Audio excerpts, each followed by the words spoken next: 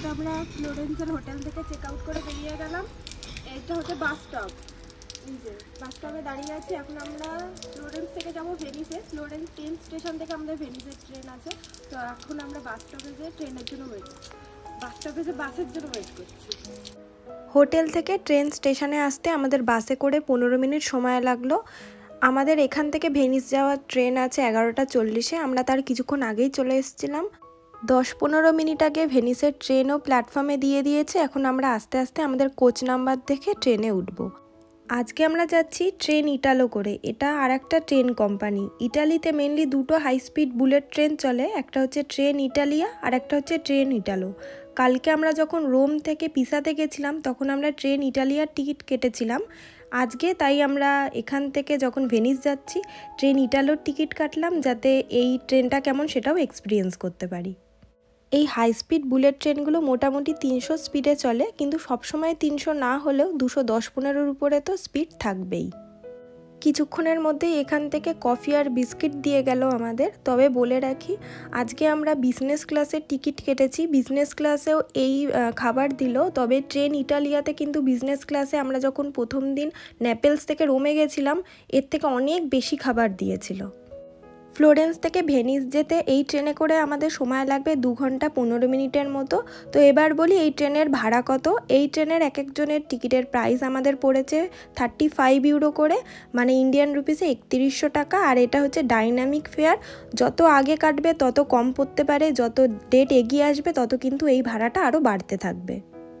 ভেনিসে আমাদের ট্রেন প্রায় ঢুকে গেছে। আর দেখুন কেমন বৃষ্টি পড়ছে, বাইরে থেকে কিচ্ছু দেখা যাচ্ছে না। যদি এই সময় বৃষ্টিটা না হতো এখান থেকে খুব সুন্দর একটা ভিউ আমরা দেখতে পেতাম। ভেনিসে নেবে স্টেশন থেকে বেরিয়েই দেখলাম বিশাল বৃষ্টি পড়ছে। তো এখানে তো বেশিক্ষণ দাঁড়িয়ে থাকা যাবে না, আমাদের এখান থেকে হোটেলে যেতে হবে। তাই এখান থেকে একটা পাস কেটে নিলাম পাবলিক ট্রান্সপোর্টের 48 ঘন্টার জন্য, যেহেতু আমরা 2 দিন ভেনিসে থাকবো। আর ভেনিসে পাবলিক ট্রান্সপোর্ট বলতে তো শুধুমাত্র এই বোটগুলোই হয়। পাবলিক কেন, পার্সোনাল যে কোনো ট্রান্সপোর্ট সিস্টেম মানেই এখানে বোট, কারণ জলপথ ছাড়া এখানে আর কোনো রকমেরই রাস্তা নেই, শুধুমাত্র হাঁটার ছোট ছোট সরু গলি আর এই জলপথ। তো এই 48 ঘন্টার জন্য আমরা পাবলিক এই ফেরিগুলোতে যতবার ইচ্ছা উঠতে পারবো। এই পাসটা আমরা যে কাটলাম তার প্রাইস নিয়েছে এক একজনের 35 ইউরো করে, মানে ভারতীয় টাকা 3100 টাকা করে দাম পড়লো। তো প্রথম যে ফেরিটা আমাদের চোখের সামনে ছিল সেটাই আমরা উঠতে পারলাম না, কারণ বিভৎস ভিড় ছিল। এখন আমরা নেক্সট যে ফেরিটা আছে তার জন্য ওয়েট করছি। 10 মিনিট পরই নেক্সট ফেরি চলে এসছে। এটা করেই আমরা যাব আমাদের হোটেলে। আর আমাদের যে হোটেলটা নেওয়া আছে সেটা ভেনিসের খুবই মেন অ্যাট্রাকশন রিয়ালটো ব্রিজ, তার থেকে জাস্ট 5 মিনিট দূরে আছে। আর এখান থেকে মানে স্টেশন থেকে রিয়ালটো ব্রিজ যেতেও খুব বেশি সময় লাগে না, ফেরি করে 12 থেকে 13 মিনিট মতো সময় লেগেছিল। আর এখানে প্রত্যেকটা ফেরির কিন্তু আলাদা করে নাম্বার দেয়া আছে, কোন দিকে কোন ফেরি যাচ্ছে সেই হিসাবে, এমনকি প্ল্যাটফর্মও আছে। আমরা যেহেতু রিয়ালটো ব্রিজের সামনে নামবো তাই সেই হিসাবে প্ল্যাটফর্ম নাম্বার দেখেই আমরা এই ফেরির মধ্যে উঠেছি। কি সুন্দর লাগছে এই গন্ডোলাটা। আর আজকেই আমরা এই গন্ডোলা রাইডও করব। হোটেলে গিয়ে তারপর কিছুক্ষণ পরই আমরা বেরাবো। আর এই বাড়িগুলো দেখুন, মনে হচ্ছে জলের তলাতেই ডুবে গেছে। আর যা শুনলাম এত বড় বড় বিল্ডিং হলেও এই বিল্ডিংয়ের নিচতলাতে কেউ থাকে না, কারণ যখন তখন এখানকার জলের লেভেল বেড়ে যায়, তাই এইসব বাড়ির নিচতলাটা ফাঁকাই থাকে। পুরো বারান্দা তো নেই, বারান্দাতে জলের মধ্যে। এর ভিত কোথায় বাড়ির? ছোট ছোট বাড়ি না বেশ বড় বড় বাড়ি?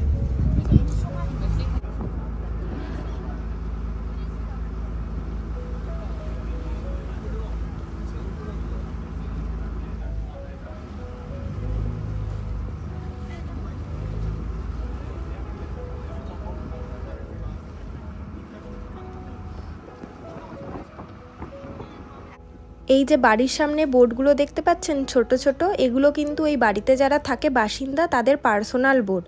এখানে তো ট্রান্সপোর্ট সিস্টেম বলতে এই বোট ছাড়া আর কিছুই নেই। তো কারো যদি স্টেশন যেতে হয়, হসপিটাল যেতে হয় বা ছোটোখাটো কোনো কাজ করতে এই আইল্যান্ড থেকে অন্য কোথাও যেতে হয়, তাহলে কিন্তু তাকে এই বোট করেই যেতে হবে।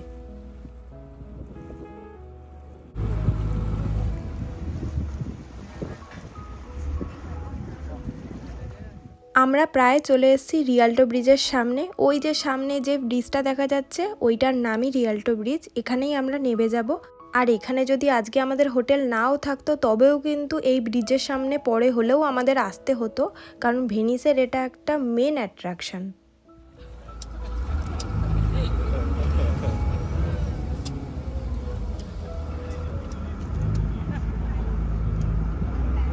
ফেরি থেকে নেবে এখন হেঁটে হেঁটে আমরা আমাদের হোটেলের দিকে যাব। আর এখানে কিন্তু এরকম সরু সরু গলি আছে, সেই গলির মধ্যে দিয়েই গুগল ম্যাপ আমাদের সাজেস্ট করছে যাওয়ার জন্য। এখন আমরা সেই পথ দিয়েই হোটেলের দিকে যাচ্ছি। আর এখান থেকে যাওয়ার পথে সরু গলি আর তার পাশে এরকম সুন্দর সুন্দর কানাল দেখতে দেখতে সত্যি বলছি যেতে খুবই ভালো লাগে। আর এই আইল্যান্ডের যত ভিতরেই হোটেল হোক না কেন, ফেরি স্টপেজ থেকে নামার পর কিন্তু এই রাস্তা দিয়ে যাতায়াতের জন্য অন্য কোনো ট্রান্সপোর্ট নেই, হেঁটেই হোটেলে যেতে হবে। তাই আমরা চেষ্টা করেছি একটা ফেরি স্টপেজের যত কাছে হোক একটা হোটেল নেয়ার। আর 5 মিনিটের মধ্যে এই হোটেলটা আমরা পেয়ে গেছি। হোয়াইট কালারের যে বিল্ডিংটা দেখতে পাচ্ছেন এটাই আমাদের হোটেল। এই হোটেলের নাম হোটেল আল্লা ফাভা। হোটেলে আমরা ঢুকে গেছি আর বাইরে থেকে বিল্ডিংগুলোকে অনেকটা পুরানো দেখতে, এমনকি এই সিটিটাই পুরানো। তবে ভিতর থেকে কিন্তু এগুলো রিনোভেট করা, একদমই মনে হবে না যে এতটা পুরানো একটা হোটেলে আমরা আছি। আর ভেনিসের এই এরিয়ায় যত হোটেল আছে সবই কিন্তু এতটাই পুরানো, আর এই হোটেলগুলোর কোনোটাতেই কিন্তু লিফট নেই। হ্যাঁ, অনেক কাঠের আমাদের পুরানো বাড়িতে যেরকম থাকতো। হ্যাঁ, আর জানলাটাও তুমি দেখো, দরজার থেকে বড় জানলা।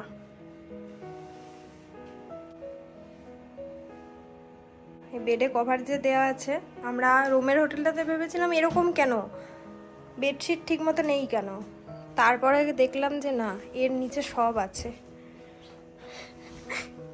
এরা এরকম ঢেকে রাখে। ওইটাতেও সেম। ঠিক 1 ঘন্টা রেস্ট নেওয়ার পর এখন আমরা বেরিয়ে গেছি। যেহেতু আমরা যখন ভেনিস স্টেশনে নেমেছিলাম তখন বৃষ্টি পড়ছিল, স্টেশনেও মোটামুটি ঘন্টাখানেক আমাদের নষ্ট হয়েছে, তাই এখন আর বেশি সময় নষ্ট করলাম না। এখন 4:50 মতো বাজে। এখনই আমরা গন্ডোলা রাইড করব, কারণ কালকে আমাদের ভেনিসের অন্য সুন্দর দুটো আইল্যান্ডে যাওয়ার প্ল্যান আছে, তাই আজকেই আমরা গন্ডোলা রাইডটা করে নিতে চাইছি। আর আমরা এই রিয়ালটো ব্রিজের সামনেই যে গন্ডোলা থাকে সেই রাইডটা নেব। তবে এখানের গন্ডোলা রাইডের প্রাইস কিন্তু সবথেকে বেশি হয়, আর লাইনও পড়ে এখানে সবথেকে বেশি। কারণ একটাই, এই যে সামনে রিয়ালটো ব্রিজ, এই ভিউ নিয়েই সবাই গন্ডোলা রাইড করতে যায়। আর এটাই হচ্ছে এখানকার গ্র্যান্ড ক্যানাল। আমরাও এখানকার ভিউ নিয়েই গন্ডোলা রাইড করতে চেয়েছি, তবে লাকিলি আমরা এখানে কোনো লাইন পাইনি। কারণ আমার মনে হচ্ছে কিছুক্ষণ আগে যেহেতু বৃষ্টি হয়েছে, কেউ এখানে অতটা বেরায়নি, তো আমাদেরই ভালো, আমরা বিনা লাইনে এখানে গন্ডোলা রাইডটা করতে পারলাম। ভীষণই আইকনিক জায়গা ভেনিস, তারপর এত সুন্দর ভিউ নিয়ে গন্ডোলা রাইড করছি, এটা ভেবেও আমার ভালো লাগছে। যেগুলো এতদিন সিনেমায় দেখেছি, টিভিতে দেখেছি, সেটা আজকে আমি নিজে এক্সপিরিয়েন্স করছি। এটা কতটা যে আনন্দের সেটা আমি ভাষায় প্রকাশ করতে পারবো না। তবে এত সুন্দর জিনিস এক্সপিরিয়েন্স করার জন্য পকেটে টানটাও একটু বেশি পড়ে। আমাদের এই গন্ডোলা রাইড হবে 25 থেকে 30 মিনিট, মানে গন্ডোলাটা এই গ্র্যান্ড ক্যানাল থেকে আমাদের একটা গলির মধ্যে দিয়ে নিয়ে গিয়ে আবার এই গ্র্যান্ড ক্যানালেই ছেড়ে দেবে। এটা করতে যতটা সময় লাগতে পারে, 22 মিনিটও লাগতে পারে বা 28 মিনিটও লাগতে পারে। এটাতে আমাদের প্রাইস পড়েছে 90 ইউরো, মানে ভারতীয় টাকায় মোটামুটি 8,000 টাকা মতো। আগে শুনেছি এই প্রাইসে কিন্তু বার্গেন করা যেত, কিন্তু এখন সেটা একদমই করা যায় না, এখানে সব কিছু ফিক্সড প্রাইস হয়ে গেছে। আর এই যে প্রাইসটা, এটা হচ্ছে গ্র্যান্ড ক্যানালের সামনে। একটু ভিতর থেকে যদি আমরা গন্ডোলা রাইডটা নিতাম, সেটা কিন্তু মোটামুটি 70 থেকে 80 ইউরোতেও হয়ে যেত।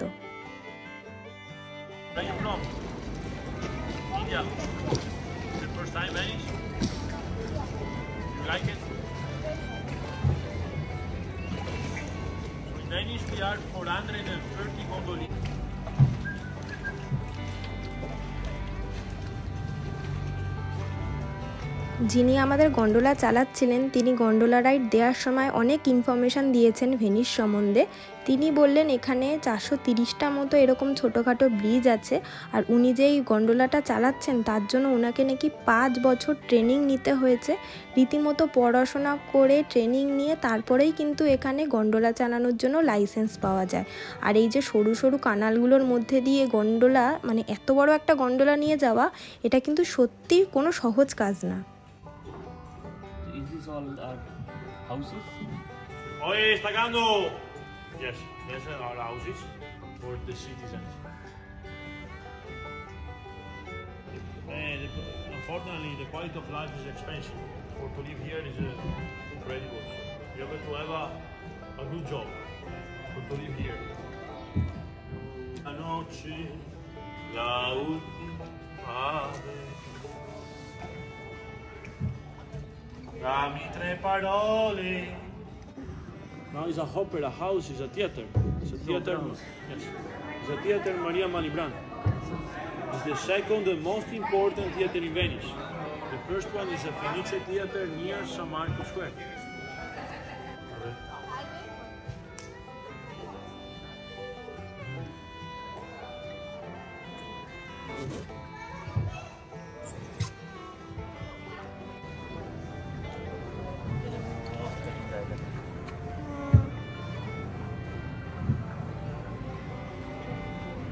Hotel Million. Guarda che lavori. Questo Hotel Million. Il Million is the name of Marco Polo book.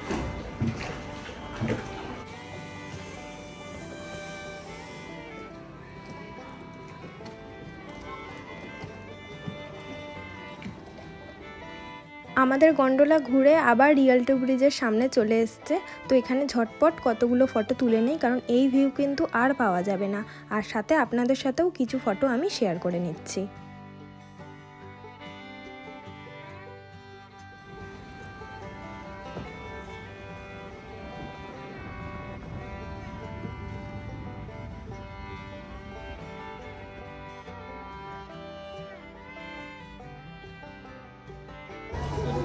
আমরা এইমাত্র গন্ডোলা রাইড শেষ করলাম, খুবই ভালো এক্সপিরিয়েন্স। তো এখন আমরা গন্ডোলা থেকে বেরিয়ে এই যে সামনে এটা হচ্ছে রিয়ালটো ব্রিজ, এখন আমরা যাব ভেনিসের মেন স্কয়ারে। এরপর আমরা ভেনিসটা পায়ে হেঁটে ঘুরবো আর ভেনিসের মেন স্কয়ারের ভিডিও নিয়ে খুব তাড়াতাড়ি আপনাদের সাথে নেক্সট দিন দেখা হচ্ছে। তো আজকের মতো টাটা।